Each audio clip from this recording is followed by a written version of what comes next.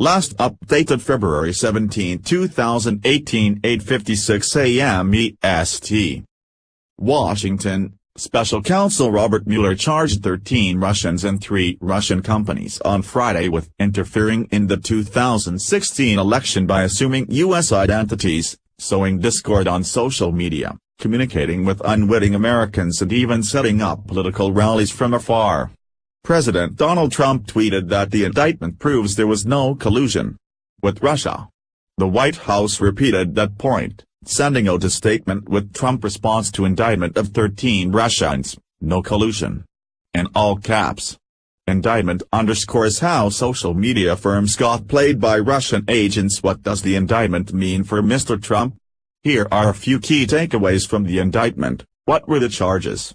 The indictment alleges that starting in 2014, the Russian Internet Research Agency tried to disrupt the U.S. political system and sow discord by stealing U.S. identities and falsely claiming to be U.S. activists.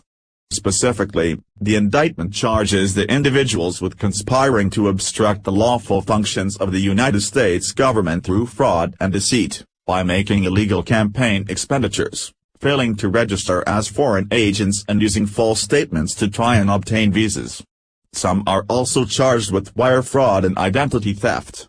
By early to mid-2016, the indictment says, their efforts included supporting President Donald Trump's campaign and disparaging Democrat Hillary Clinton. The indictment says the Internet Research Agency was funded by Yevgeny Prigozhin, a St. Petersburg businessman dubbed Putin's chef because his restaurants and catering businesses once hosted the Kremlin leaders' dinners with foreign dignitaries. It was also funded by companies he controlled, it alleges. What investigators are alleging in this indictment is that through this Internet Research Agency, the organization was able to influence events here in the U.S. by using social media to, for example, set up fake protests, in some cases, for and against Trump, or against other candidates in the 2016 election, CBS News' Jeff Pegas said Friday. Deputy Attorney General Rod Rosenstein said the indictment is a reminder that people are not always who they appear to be. Unwitting individuals. Mr. Trump is right that there is no evidence of collusion in the indictment that was announced Friday. It doesn't mention collusion at all. But that doesn't mean the matter is settled, because Mueller's investigation is continuing.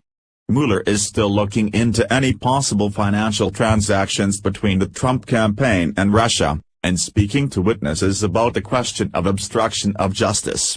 Earlier this week, Mueller spoke with former chief strategist Steve Bannon and just yesterday, interviewed former legal team spokesman Mark Corallo, said CBS News' Paula Reed. So despite these claims from the White House that this is all wrapping up soon, this is going to last well into this year and probably into next. Along with several congressional investigations, Mueller's investigation began with the question of whether anyone on Mr. Trump's campaign colluded with Russians who meddled in the 2016 campaign. The indictment released Friday doesn't include any evidence that they did. It alleges that on at least 3 instances, Russians using false U.S. personas contacted campaign officials associated with Trump's campaign in Florida. Those officials are identified as Campaign Official 1, Campaign Official 2 and Campaign Official 3. The indictment doesn't say if any of them responded, and Deputy Attorney General Rod Rosenstein said in a news conference shortly after it was released that there is no allegation in this indictment that any American was a knowing participant in this illegal activity. Rosenstein noted that the Russians took extraordinary steps to make it appear that they were ordinary American political activists. Impact on election results. Mueller's indictment doesn't mention the possible impact of the Russian effort.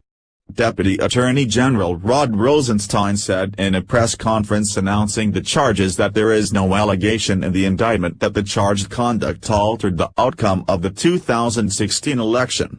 Mr. Trump went further in a tweet Friday, writing, "Russia started their anti-US campaign in 2014, long before I announced that I would run for president.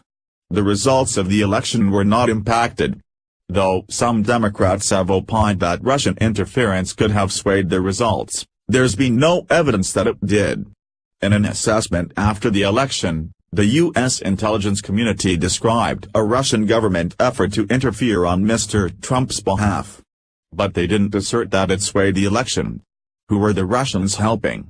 Most of the Russian election efforts detailed in the indictment are to help Mr. Trump's campaign, though the document is carefully worded, saying that their operations included supporting Mr. Trump and disparaging Clinton.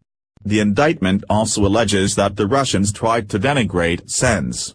Ted Cruz and Marco Rubio, who ran against Mr. Trump in the GOP primary, and to support Senator Bernie Sanders, who was running against Clinton in the Democratic primary. According to one internal communication detailed in the indictment, the specialists were instructed to use any opportunity to criticize Hillary and the rest, except Sanders and Trump. We support them. And according to one internal review, a specialist was criticized for having a low number of posts criticizing Clinton. The person was told it is imperative to intensify criticizing Hillary Clinton in future posts. After the election, the indictment alleges that the Russians organized rallies both in favor of and opposing Mr. Trump. An elaborate plan. The indictment alleges detailed, intricate plans to wage what the Russians called information warfare against the United States. Beyond detailed efforts to appear as Americans through emails and social media posts, and organizing real rallies, at least 2 of those charged actually traveled to the United States and visited several states, posing as political activists. They also paid Americans to carry out their objectives. Ahead of a Florida rally, the Russians asked one person to build a cage on a flatbed truck and another to wear a costume portraying Clinton in a prison uniform, according to the indictment. The indictment says, defendants and their co-conspirators paid these individuals to complete the requests. Speaking Saturday, U.S. President Donald Trump's national security advisor told an international audience that the evidence of Russian meddling in the 2016 American election is beyond dispute. H.R. McMaster was answering a question from a Russian delegate, shortly after Russian Foreign Minister Sergei Lavrov left the same stage at the Munich Security Conference on Saturday.